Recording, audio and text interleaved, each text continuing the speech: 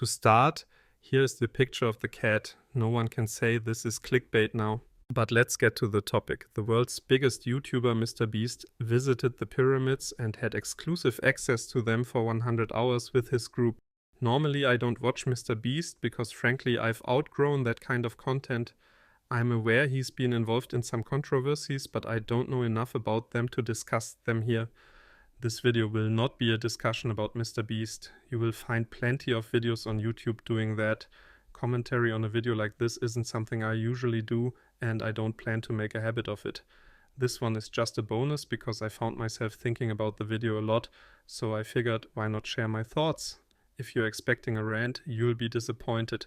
Feel free to close this video now. The same goes if you're hoping for pure praise. I also won't be commenting on the video's editing or presentation. First, the biggest YouTuber on the planet doesn't need advice from a historian in Germany. Second, the video is made for his audience, which I'm not part of. Now that we've cleared that up, I think it's fundamentally good that this video exists. Nothing makes history feel more tangible than seeing the places where it happened. The only thing separating us from those events is time. I loved working as a city guide during my studies, leading tours through Roman and medieval ruins. Touching a stone that Emperor Constantine once touched, it's a special feeling. And the truth is, after just 16 hours, this video had over 36 million views. The vast majority of those viewers will probably never have the chance to see the pyramids in person. A video is the next best thing. And let's be honest, most of MrBeast's audience probably wouldn't seek out educational videos about the pyramids on their own. So in a way, this is like sneaking history lessons into entertainment, especially since the video also promotes children's toys. Given that, I think it's fair to assume a younger audience was the primary target.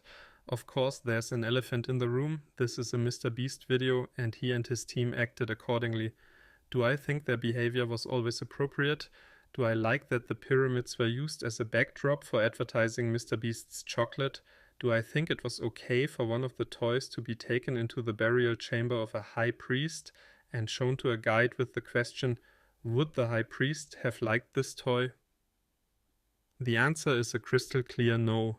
Anyone who studies history learns that they have a responsibility not just to the living but also to the dead.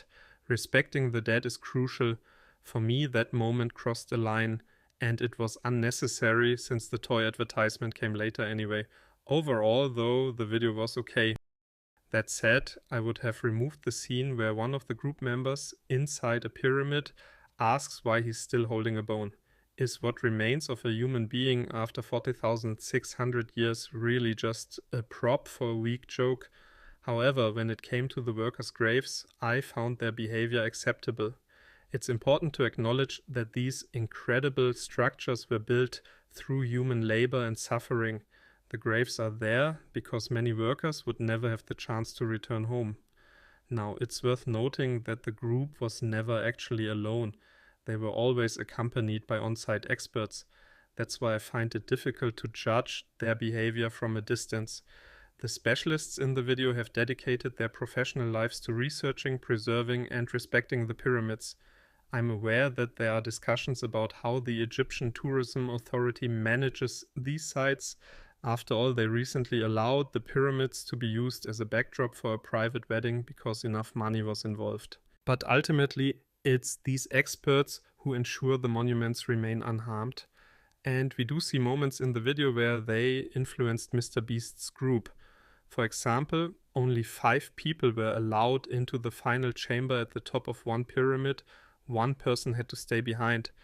Another moment showed an explicit announcement that the walls must not be touched. That means there were clear guidelines from those who have devoted their lives to these sites. When I first heard in late December that this video was being made, those were the kinds of things I was most concerned about.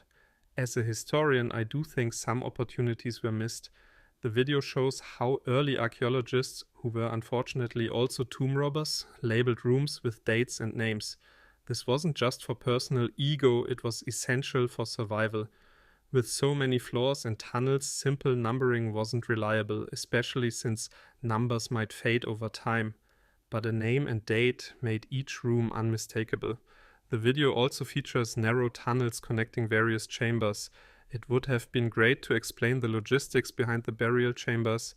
These tunnels were too small for sarcophagi to be transported from the outside, so they were actually built inside the chambers. The video also shows how steep some passages are, and carrying heavy loads through them must have been an incredible feat. Another highlight was the beautiful paintings the Egyptians created. I would have loved to see more about the cramped, dimly lit conditions under which they worked, but at least the video touched on decoy chambers. I'm sure millions of viewers had no idea they existed until now.